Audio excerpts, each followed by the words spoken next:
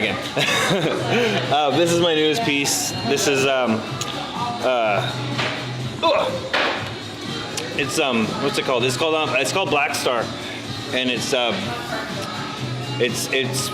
based on it's sort of a tribute to David Bowie, right? And he had a line in his song in Black Star, and it goes, "On the day he died, his spirit rose, stepped aside, another took his place and bravely cried, I'm a black star." And that was basically David Bowie saying, "I'm out of here, who's next?" And I heard it, and I know a lot of other people heard it, right? And so when I heard that, I actually started painting this piece, and I took it as like a call to start really making incredible art and to drag other people into it, which is why on the wall there's I have the people who I work with at the bakery. I work with some other artists, and I just asked them if they wanted to be in a show, and sure enough they did, right? Like you provide a wall and then people show up. I wanted to have this piece done for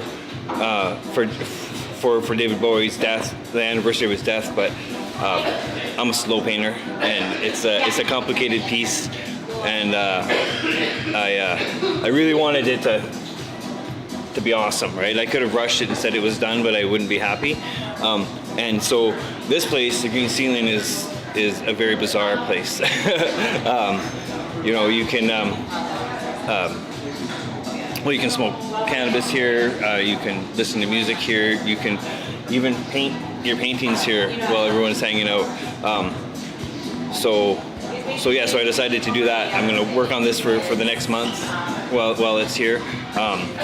While I work on this, I'm also working on a mural over there. But this piece itself is just really quite simple. It was just a study in a star, and making a star without actually making a star. It's just, if you keep repeating certain lines over and over again, it'll eventually create a pentagram inside of it.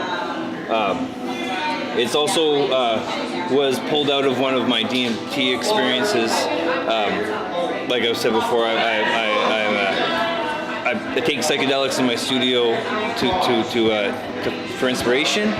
And I had this very funny experience on DMT where I stared at my blank canvas and saw this amazing stuff and tried really hard to remember it.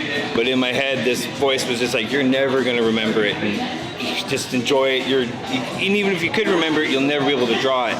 And I took that as a challenge. And so I pondered it and I thought about it. And then so this piece came out because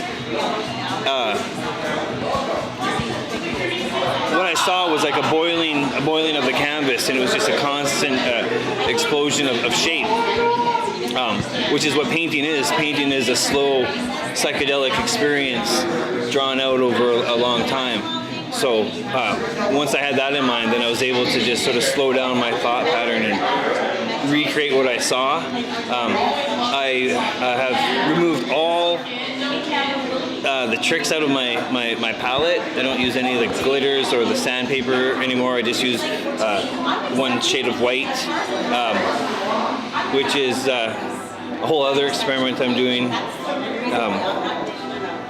That came from a thought of like, what if a disaster happened? What if a war happened? What if something happened and I had only one shade of white left? Would I still paint? Could I still paint? Could I still paint the way I wanted to paint? And I think the answer is yes. So far, I'm pretty happy with what I've done. This piece will be done by next year, and I'll probably be showing it in this exact same spot next year. It's neat painting in public because I've been posting it on Instagram and on Facebook, and a lot of people really don't understand what I'm doing, and it's great because I wanted to create an unphotographable art, because this would look horrible in a textbook, and so now having it here, people can come down and actually see what I'm doing, and people now they kind of understand. Like, they thought that this was pieces of paper or that I was carving it, and But now when people see how easy it is, maybe they'll go home and do it themselves. So like a psychedelic Bob Ross. I don't know. Yeah. Well, just let me have the mural, which I'm working on over there, is actually really exciting too. Because it's the first painting I've done in color in 4 years. So I actually got to buy color. It's neat. I'm not allowing any color into my studio, so I'm just painting there. It started with my friend Monica. She was asked to do the mural at first, and then she just asked me to join in, and we didn't really have any plan of attack.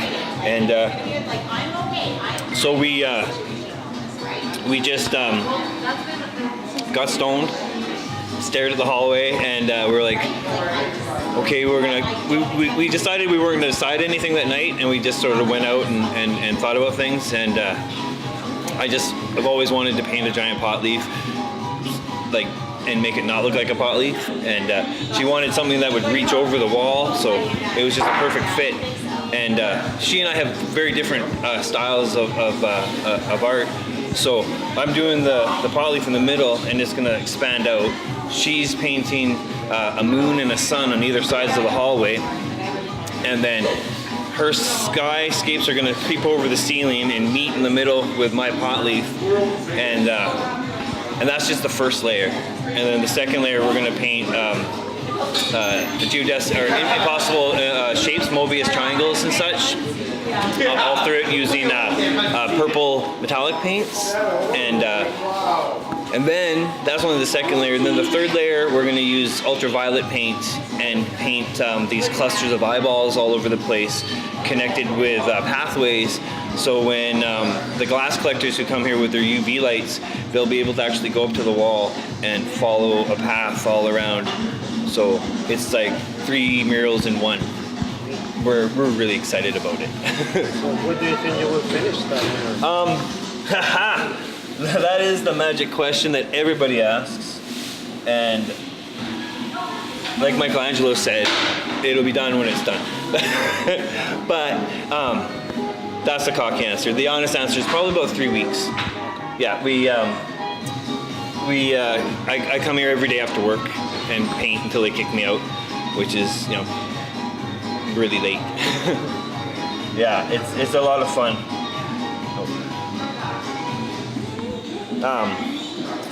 Let's see what else is there.